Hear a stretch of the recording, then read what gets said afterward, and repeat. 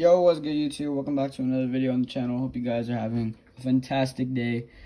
So I haven't done a tutorial in a minute, but I'm making one now, and it's gonna be how to have the best controller movement out there. Now, if you play on keyboard and mouse, obviously this video isn't intended for you. If you want to watch it, feel free to do so. But this is for controller players out there. It's gonna be a pretty long video, so sit tight, grab some snacks, and whatever. It's going to be some sort of a long video, not too long though. It's going to be breaking into several parts. First part is going to be non-claw, non-paddles. Second part is going to be paddles, like SCUF controller. So like this, for example, with paddles on the back. And non-claws, obviously nothing on it. I mean, rubber bands don't really count, but non-claw, non-paddles, nothing on the back. It's just a standard controller. And then the last segment of the video would be claw, which you could use this kind of controller is going to be something like this, but I'll obviously go into that at the end. So I'm sure a lot of you know what every one of the three things that I've spoken of just now. I'm sure you guys know out there, you know what it is. But of course, one of them you can't really afford. One of them it kind of hurts, and then the other one is just standard, which majority of people play on. Now, if you're a pro, obviously you would want to go get yourself a SCUF because it has paddles and like it has just so many cool features, right? But I'm not gonna go into features. You guys could go check out another video. I'll link it in the description. I'm comparing this SCUF with the other SCUF, the Impact, but that's another video. Now, a SCUF, right?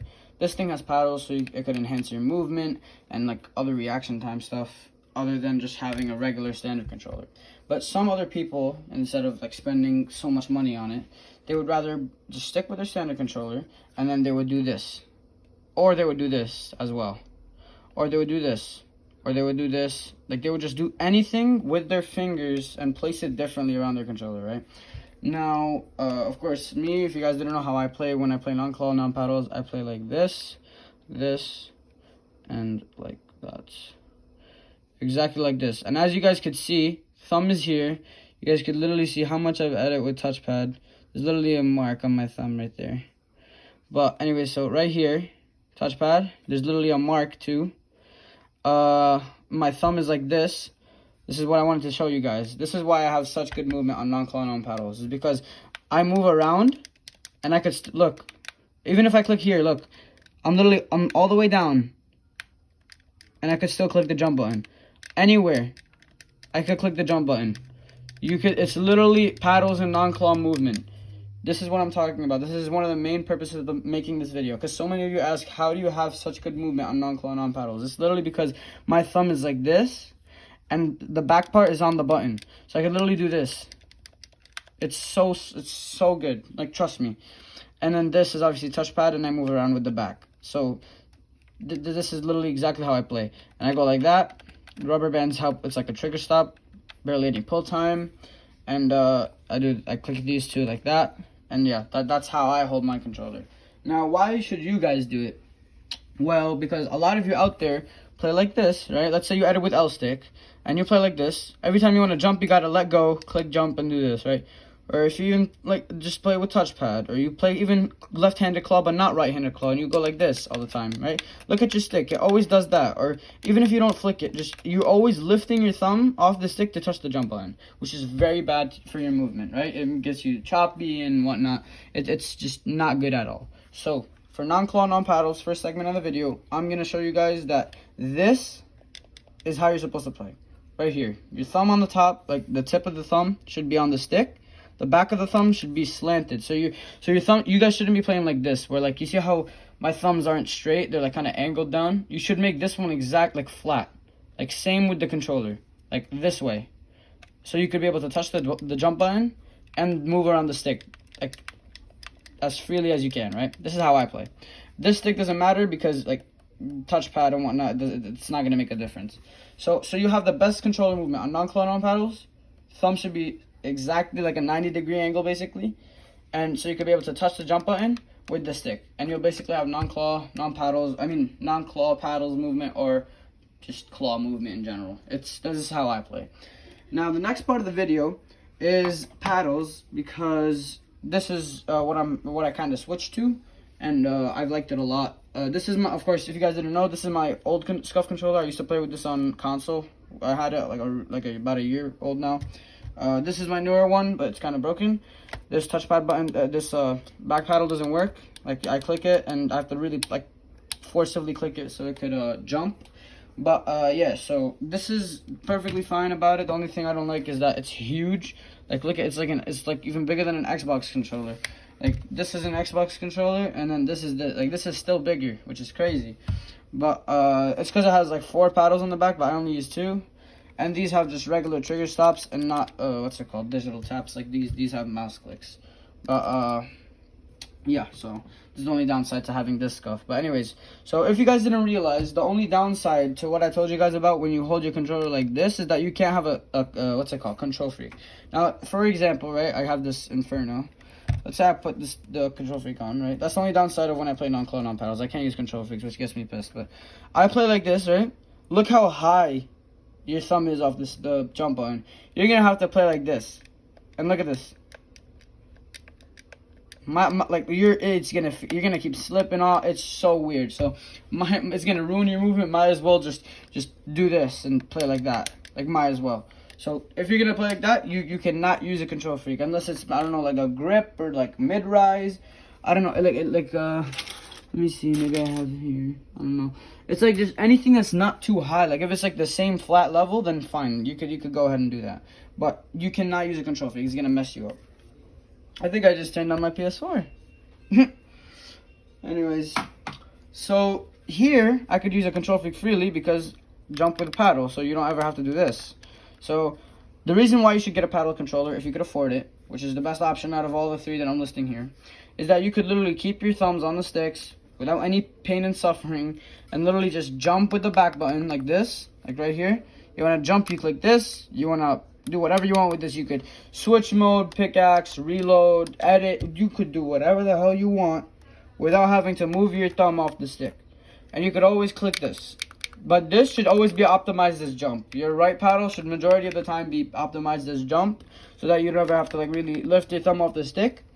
And yeah, so that's the advantage of having a scuff. The paddles I'm talking about, your movement is enhanced by so much because you never have to leave your thumbs off the stick.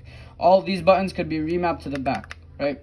So that's what's like really helpful about it. And now, if you get a scuff and you choose to use the right paddle for something else instead of jump, and you're one of those smart people, not a lot of people know about this, it's a trick, but I think by now a lot of people know about it. If you play non-claw, non-paddles, some people choose to jump with this stick, right?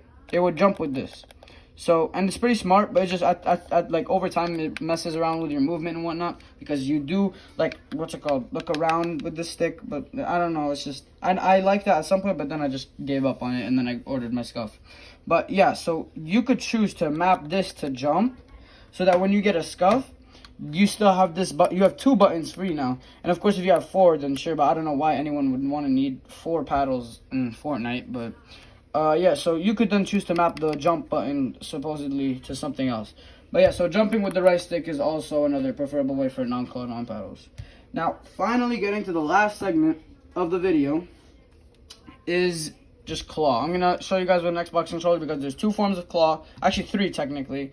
But yeah, I'm going to show you on an Xbox controller and the other 2 on the PS4 controller. Now, here, some people play like this. Okay, this is called double claw, where you're moving around with this and you click the D-pad with this, alright? And you could edit with like any of these buttons. And a small minority of people do it, but it's really good for editing. Like, imagine, like, you could like always just spam this button and edit. Like, it's so good, but it's just really hard, right? And some people do it. They're cracked at editing for it. And they would jump with this because, again, claw, you never have to... Look at this. Your fingers are literally in place the entire time. Like, there's no instant where you're going to have your fingers off. Like, look, everything is somewhere, which is crazy, right? Now, that's double claw on the Xbox controller, right? That's like a certain kind of claw. Like, it's very special. Now, let's get your average PS4 controller. And now, you have this, right? This is double claw on the PS4 controller, right? Like this. Now, this is jumping, right? You never have to lift your thumb off the sticks and whatnot. And this is to double claw on the PS4 controller if you edit with any of the D-pad buttons. You could also double claw with the touchpad and play like this. Or like this. Or like that. So, you could double claw on the PS4 controller as well. but it's not really common. But single claw is very common on PS4 and Xbox controller. So they would play like this, right? So they could click these. Face Away even plays like this. Best controller player out there. He jumps like this, right? So it's crazy. That's like basically the most common thing that many people do because they can't afford a scuff. It's too expensive. They don't want to resort to like playing like this or jumping with R stick, and they don't want like choppy movement. So they just do this, and then they practice on it. This hurts my fingers. Personally, I don't like it. But people do it because it enhances your movement and whatnot, and they're not wrong. But that's literally it. You have claw, you have paddles, and you have non-claw, non-paddles. And what do I play? I play non-claw, non-paddles, and I play with paddles. I'm a hybrid. But what am I better on? I think I would say paddles. I still like the movement more on this. But if you can't afford it and you just don't want to play claw, you just want to play your normal non-claw, non-paddles, you could either choose to do jumping with R-stick or just play like me, where your thumb is like kind of angled like this straight. So you could jump and still move around at the same time while clicking. Like it's really, really overpowered. And of course, you got your good old rubber bands, trigger stops. Another video that are like it's really doing well still till now. I've made I think I gotten I don't know like 40,000 views in the past 48 hours. But yeah, so if you guys want to go check that out, you can. I'll also link that. So 2 videos will be linked in the description. The video about comparing these 2 scuffs, if you guys are looking into buying any of them, and the other video will be the rubber band trigger style videos if you guys want it on a non-claw, non-paddles controller. But yeah, other than that, I think there's like nothing else really. Hope you guys enjoyed the content, the tutorial video. I know it's pretty long, almost like, I don't know, like 12, 13 minutes. But yeah, so non-claw, non-paddles, paddles, and claw, they all go. But I just basically separated them. I think I'll like put timestamps or something, but I'll just try to make it as easy as I can for you guys. Drop a like and subscribe, and if you guys made it far, comment, I don't know, something special, like, comment claw, C-L-A-W, claw, okay? Comment claw if you made it this far, and hope you guys enjoyed it, and peace.